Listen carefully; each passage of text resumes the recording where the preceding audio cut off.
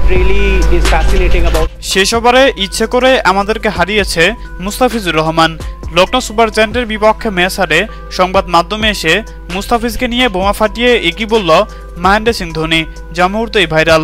দর্শক, জয়ের জন্য শেষ ওভারে লখনৌ সুপার জায়ান্টের প্রয়োজন ছিল 17 রান। ব্যাটিং প্রান্তে ছিল সেঞ্চুরি করা মার্কাস স্টোয়নিস।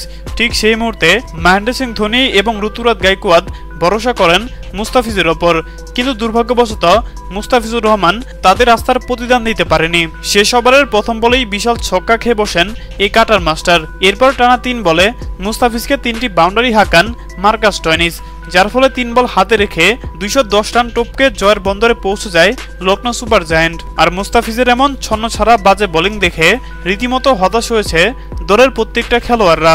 কেননা কেউ ভাবতে পারেনি এবারের টুর্নামেন্টে এখন পর্যন্ত বল হাতে দুর্দান্ত পারফর্ম করা মুস্তাফিজুর রহমান শেষ ওভারে 17 রান দিয়ে দলকে এইভাবে হারাবে।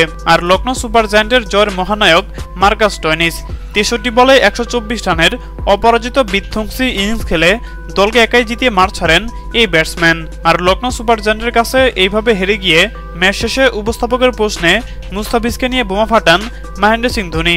তিনি বলেন, মুস্তাফিজ শেষ ওভারে আমাদেরকে এইভাবে ডুবিয়ে ছাড়বে তা আগে কখনো ভাবতে পারেনি। সে টুর্নামেন্টের শুরু থেকে যেইভাবে পারফর্ম করে আসছে, এতে করে আমরা ভেবে নিয়েছিলাম আজকের ম্যাচে হয়তোবা আমরা জয় পাবো, কিন্তু মুস্তাফিজুর রহমান শেষ ওভারে বোলিং করতে এসে যেইভাবে বাজে বোলিং করে আমাদেরকে হারিয়ে ছাড়লো, এটা সত্যিই অপ্রত্যাশিত।